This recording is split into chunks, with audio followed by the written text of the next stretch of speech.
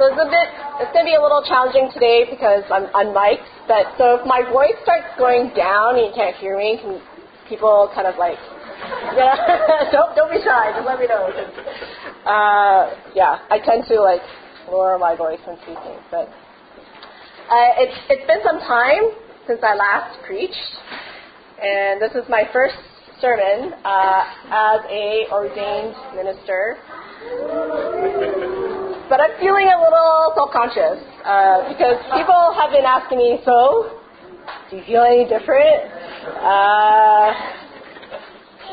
And I don't know how to answer that because really, not really. I do feel more encouraged. I feel affirmed. But it's not like I feel like I'm a whole different person. It's kind of more like receiving a driver's license after you've been driving for about 20 years. Only it's been given by all the people that you managed not to hit. But I do feel like I've been entrusted with something really precious. So it's a privilege and an honor. One friend asked me if it felt like having more gravitas. And coincidentally, years ago I learned that the Hebrew word for honor means heavy. And really what was powerful for me at the service was being surrounded by all of you. When you laid your hands upon me, it was really encouraging, especially when it was done by people who know me and who have watched me. And I realized how rare of an occasion it is for most people.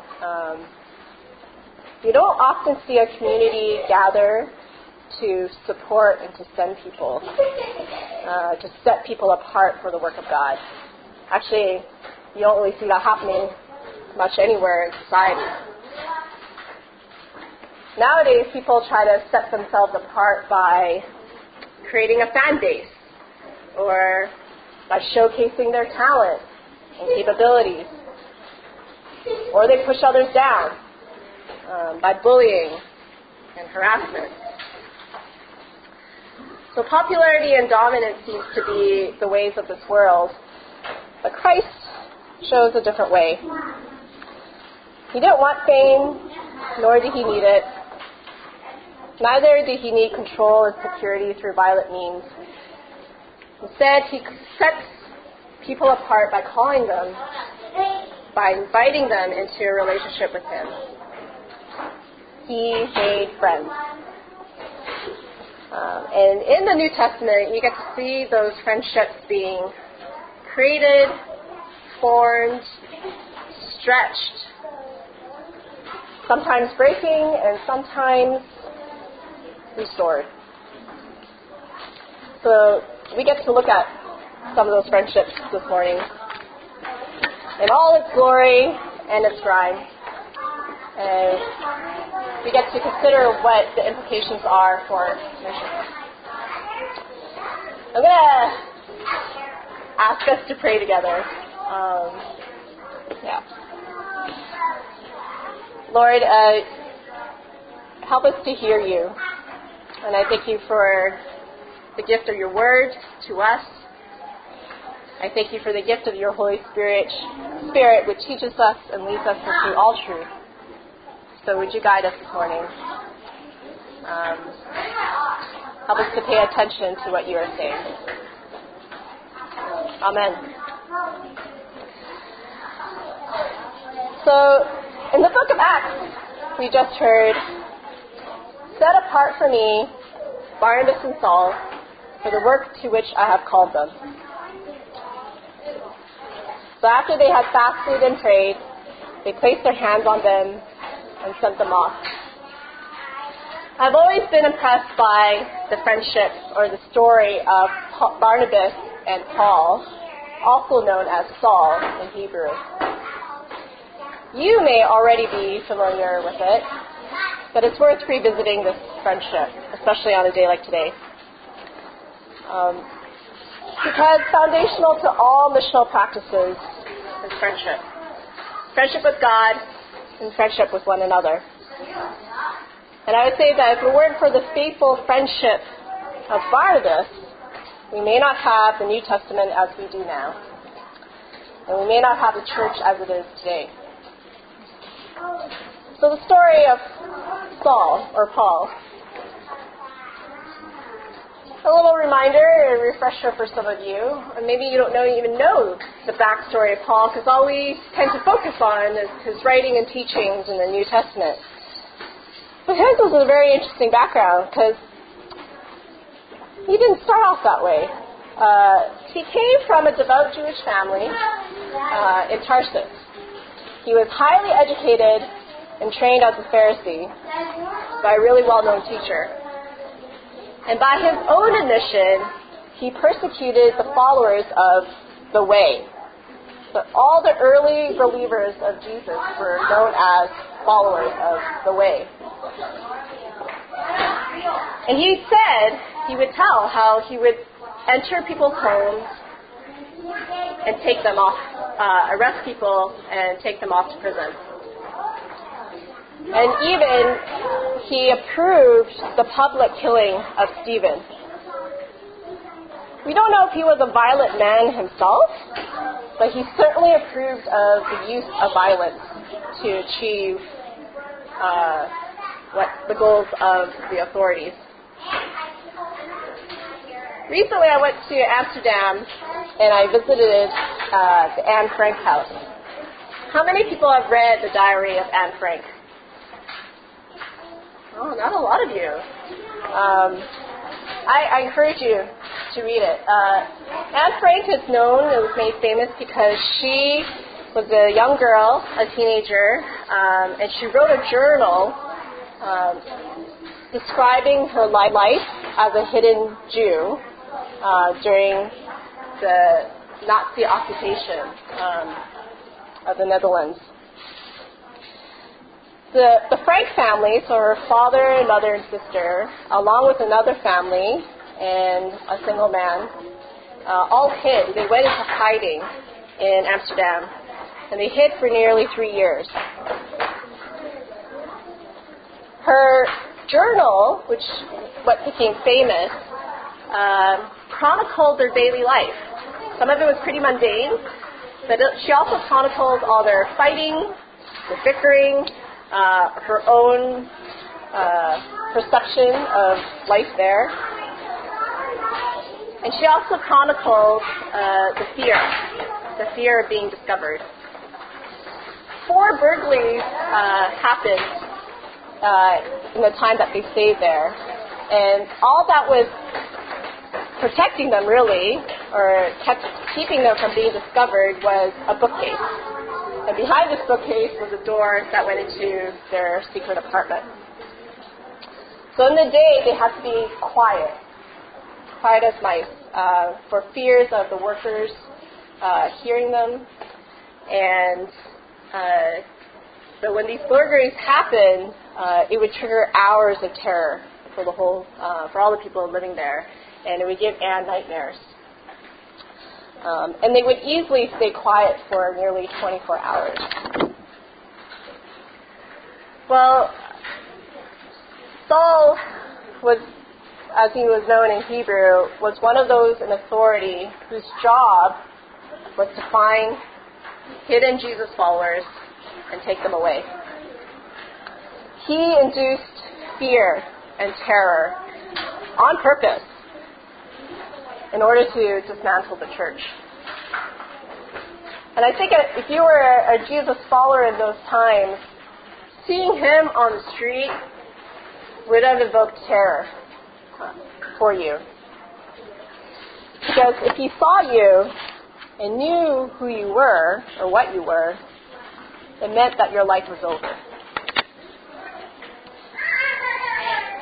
So Paul says in his own words, I persecuted the followers of this way to their death, arresting both men and women and throwing them into prison. And this is what he was about to do in Damascus. On the way to Damascus, he was traveling, and that was his intent, and suddenly he encountered the living Christ. It was like he was struck by lightning.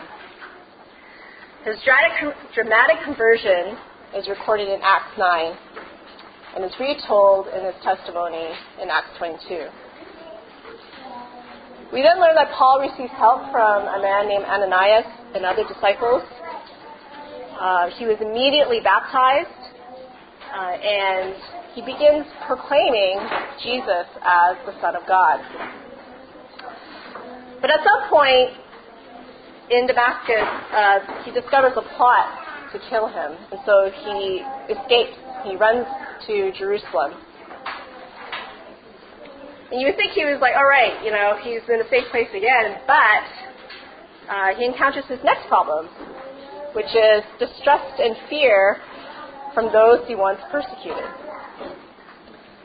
Because in Jerusalem, no one believed that he changed. No one believed his story of meeting Jesus of Nazareth, because all they could see and all they could remember is that he was a Pharisee who was out to get them. And I'm sure they were thinking or wondering if he was a spy, if he was going to turn in on them once they let him in. It would have been really, really hard for them to trust him. So Paul suddenly had no home, no friends, no status. He was completely powerless and at the mercy of the people he once tried to destroy.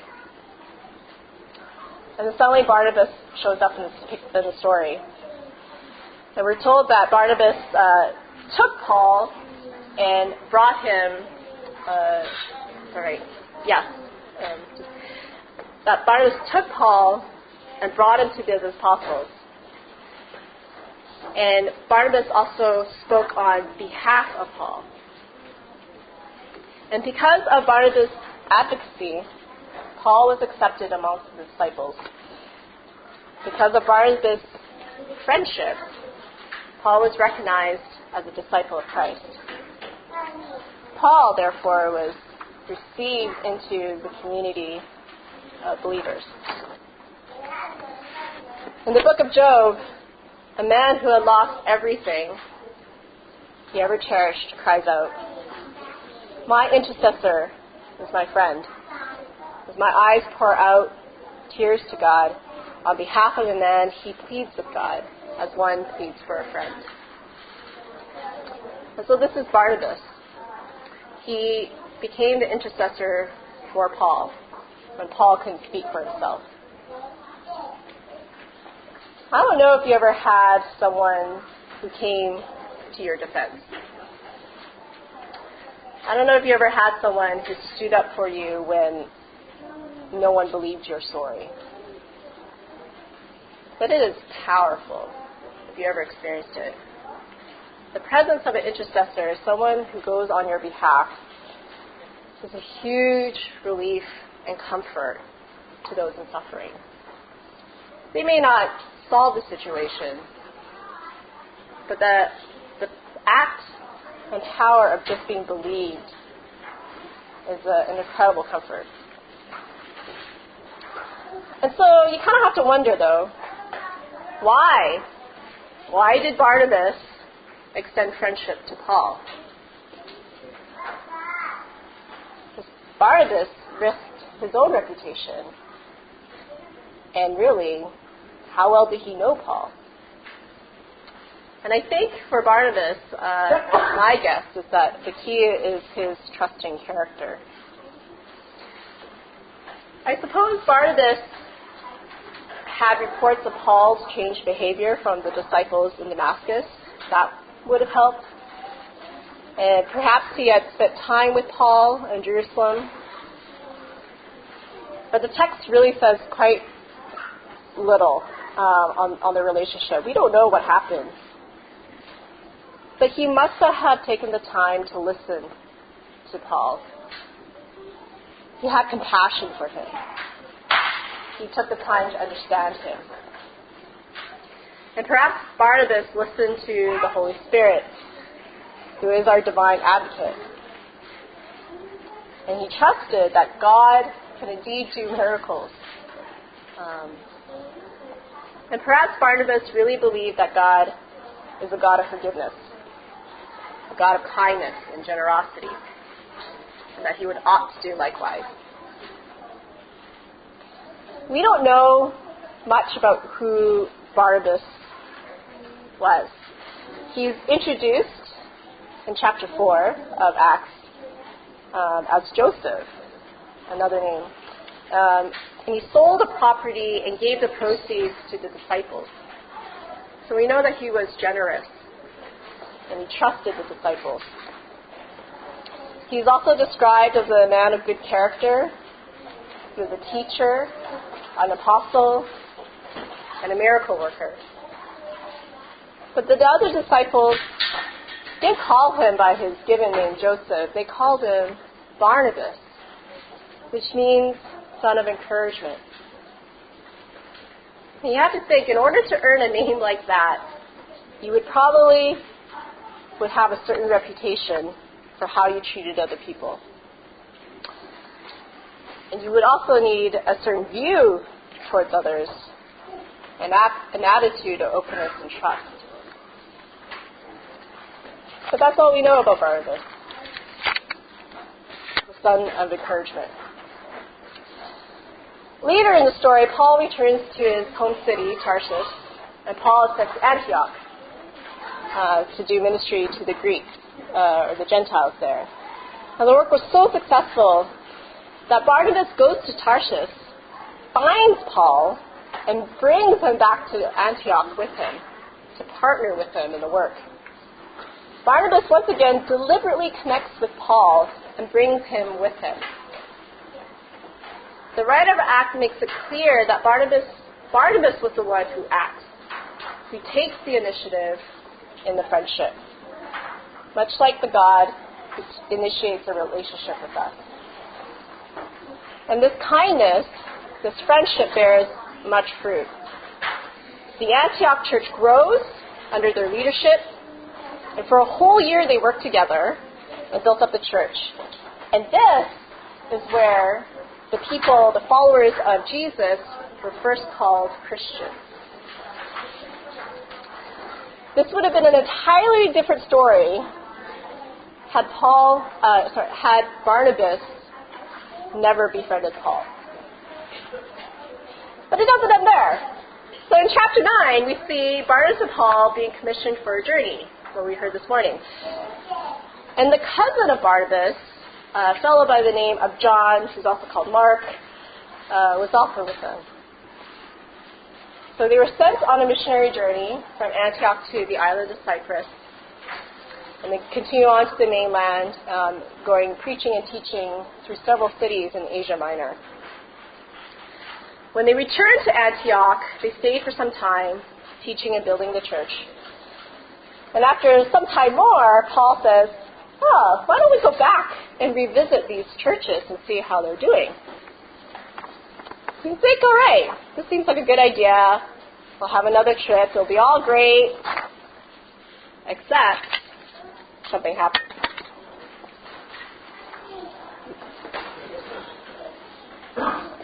They fought. And they fought over not an idea, well, it was an idea, but they actually fought over a person. You see, John Mark, according to Paul, deserted them on their first missionary trip. John Mark didn't continue with them after Cyprus. He hightailed it back to Jerusalem, and we don't know why. The text doesn't say why he left. But Paul obviously had a low opinion of John Mark at this time. And we don't know if this was several years later, but that incident left a really sour taste in his mouth. But Barnabas, being who he was, an encouraging person, really wanted to take John Mark on this journey. And so these two men, these leaders of the church, disagreed with what to do with John Mark. And it was so intense that after years are working together, they parted ways. Barnabas took Mark to Cyprus, and Paul took Silas to Syria and Cilicia on the mainland. So they went really in opposite directions. And I can only guess or surmise with how they were feeling. Because Barnabas, as we just heard, he risked his life, his reputation for Paul. And he defended Paul when nobody else wanted him. And Paul benefited from that. He grew from that relationship. And now Barnabas is wanting to do the same for his cousin. Maybe he was likely in great astonishment at Paul, because he wouldn't give Mark another chance. On the other hand, Paul might have been feeling quite certain that Mark would fail them, or that Mark would be more of a liability than an asset to the work. In any case, both men were likely to be quite angry with one another. They were upset, exasperated, irritated, you name the feelings of an argument. But it got to the point where they decided they couldn't work together on this issue. Now Luke, the writer of Acts, doesn't badmouth either apostle. He simply describes what happened.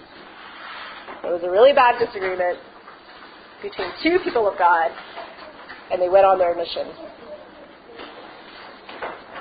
And so this text tells us that conflict indeed happened, even when there are good intentions.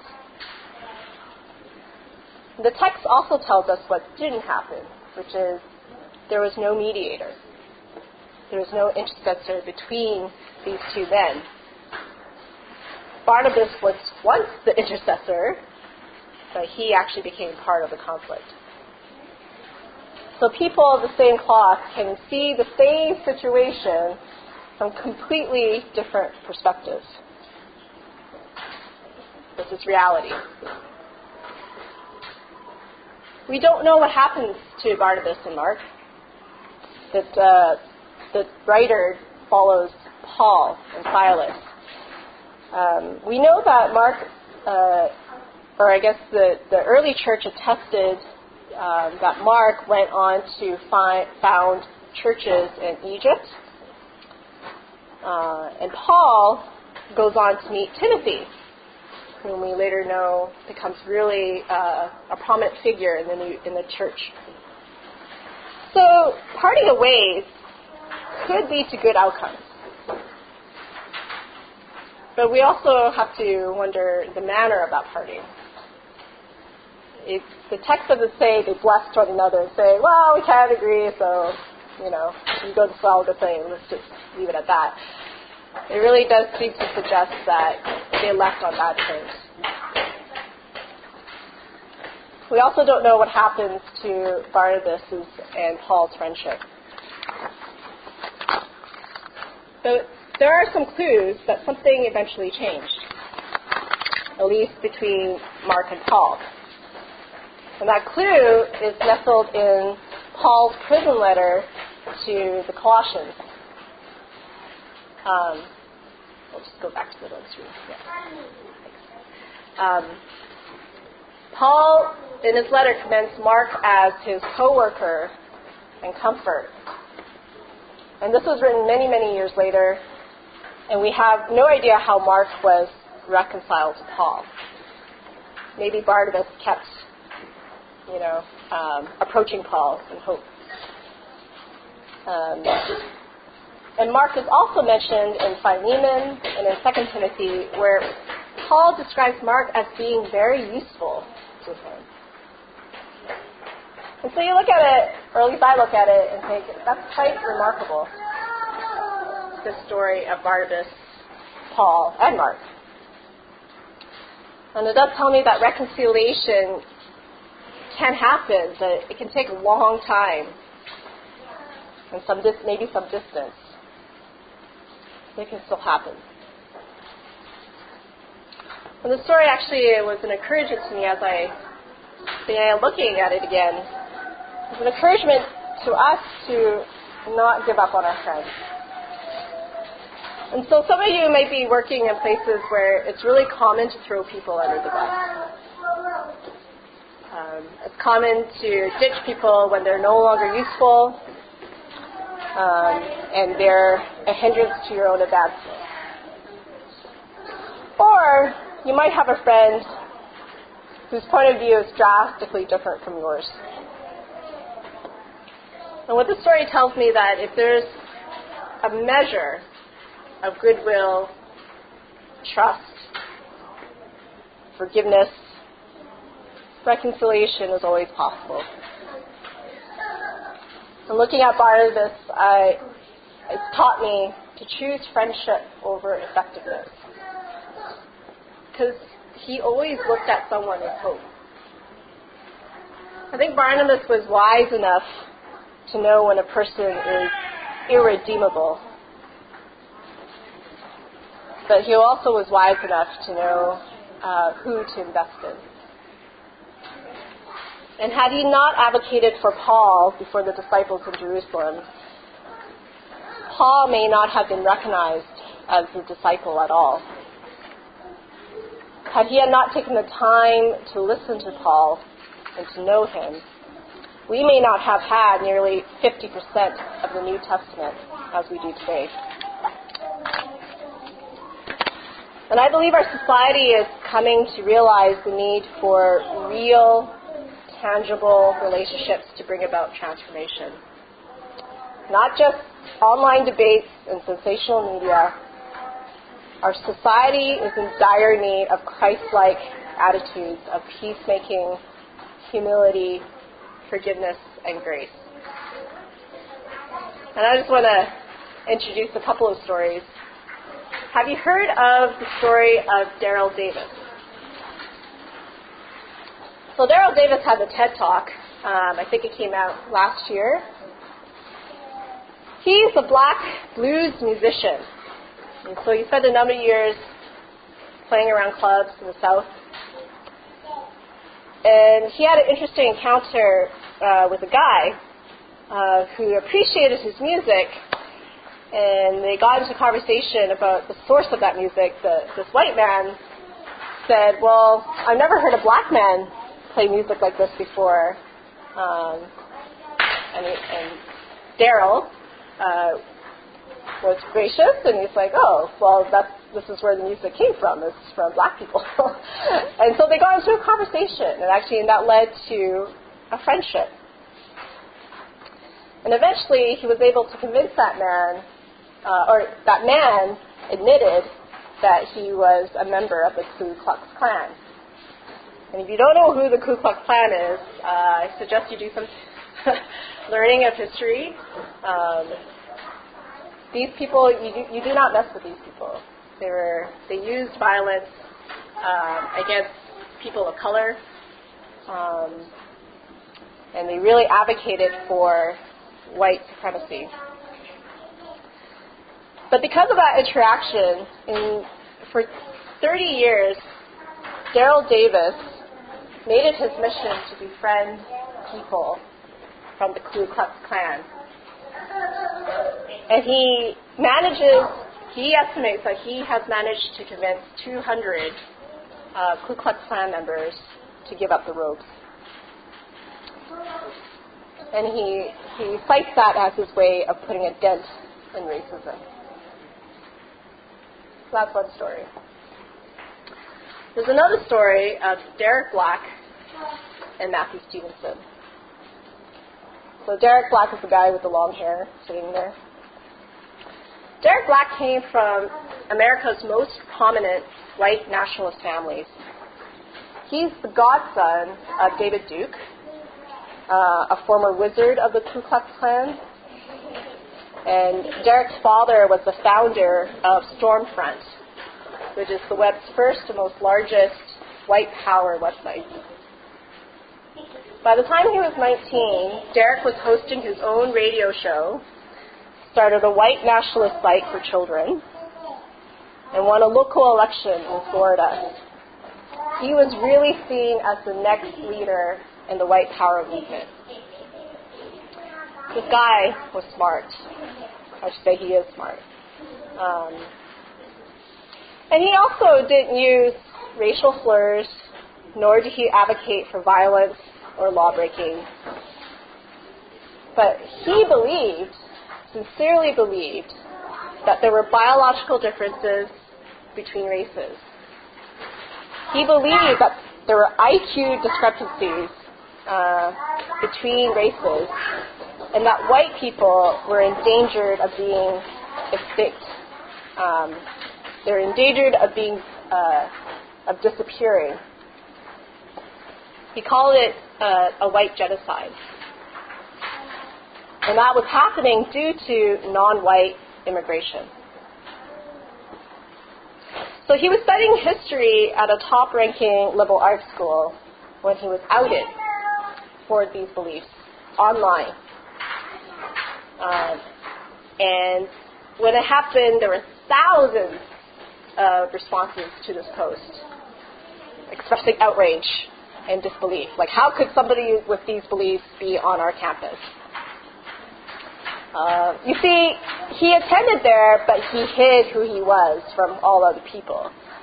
There are stories of him, like, playing guitar and songs in the dormitory, and then every morning he would call into his father's radio show and discuss white power. He didn't tell anyone. And so a lot of his friends, when he was outed, turned their backs on him. They expressed betrayal. They felt they were betrayed. And they distanced themselves from him. One person decided he wanted to learn more about this ideology. So this one person happened to be the only Orthodox Jew on campus. And his name is Matthew Stevenson. And so he asked Derek Black, "What are you doing Friday night?" Matthew invited Derek to a weekly Shabbat meal that he hosted for anyone who was interested, whether they're Christian, atheist, Black, Hispanic, anyone who was open to being together. And what was one meal actually became the start of 2 years of eating, talking, and learning. Matthew received a lot of criticism for what he did. And the other students didn't trust what was happening, didn't trust him and didn't trust Derek. So initially Matthew had to instruct people to not grill Derek for his background and what his thoughts were.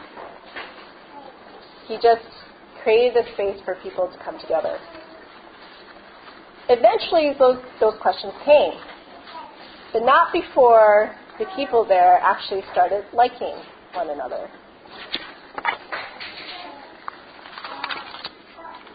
So what ended up happening was that Derek, he realized that he actually genuinely liked these people who disagreed with him, and he was becoming friends with them. And he was becoming friends with people that his ideology didn't have room for.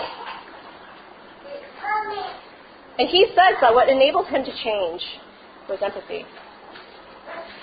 The realization that people not part of his in-group were being negatively impacted by his actions, and he should care about that.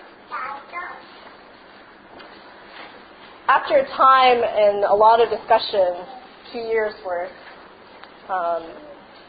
Derek's friends pointed out to him that you actually don't believe what you used to believe anymore. And so Derek had to out himself to his family and to his former movement. And he did this by writing an online letter, and he had it published on a website. A website that he knew would be widely read by white nationalists. And in this letter, he wrote, I can't support a movement that tells me I can't be a friend to whomever I wish, or that other people's races require me to think of them in a certain way or be suspicious of their advancements. Really remarkable at his transformation. And Matthew Stevenson, his friend, says in this interview, Derek's example and those convinced me beyond a shadow of doubt that no matter how deeply involved somebody is in a negative pattern of behavior or a negative ideology, they are never in too deep. There is always a chance for redemption. Now, there's a lot that went into Derek's transformation, as I'm sure there was a lot more that went into the transformation of former Ku Klux Klan members. But this reminded me again the power of friendship, the power of spending time with people, the power of hearing their stories, and the power of being heard. As I mentioned before, over the past couple of weeks, we've been gifted by the sharings of Ron and Monica and Norm and Joanna, and these families which have journeyed with us for the last 3 years or so, we've been blessed by. I really encourage you, if you haven't already, to listen to their sharing online. We have been blessed by their ministry, which is their friendship. And I think our church is learning that friendship with God and others is the mission of God. And I think it's a way of us carrying on that legacy of Barnabas, which is also the legacy of Christ. A kind of intentional, kind, compassionate, and sacrificial friendship. Because that's what's going to change the world. Yes, we need right theology. We also need right relationships, especially with the living God, who is our eternal friend, companion, and advocate. And so we need missional friendships that reflect that kind of friend in God. I'm going to invite you to take a moment to reflect on a couple of questions. And I've asked this before, but I think it's worth asking again. Who are you afraid of? Who is afraid of you? How do your actions, ideas impact those not in your group? And lastly, and most importantly, to consider is who is God calling you to befriend?